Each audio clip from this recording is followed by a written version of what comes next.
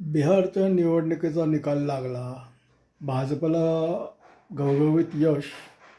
लालू प्रसादांची 2 मुलं उभी होती, त्यातला एक पडला, एक आला. अख्खा गड त्यांचा कोलमडला, पण एक सिंह निवडून आला. महाराष्ट्रातही इलेक्शनमध्ये असंच थोडंफार घडलं. 1-2 नेते निवडून आले आणि अख्खा गड पडलेला आहे बऱ्याच लोकांचा. तर राज ठाकरे मागं एकदा म्हटले होते की महाराष्ट्राचा बिहार करायचा आहे का तुम्हाला.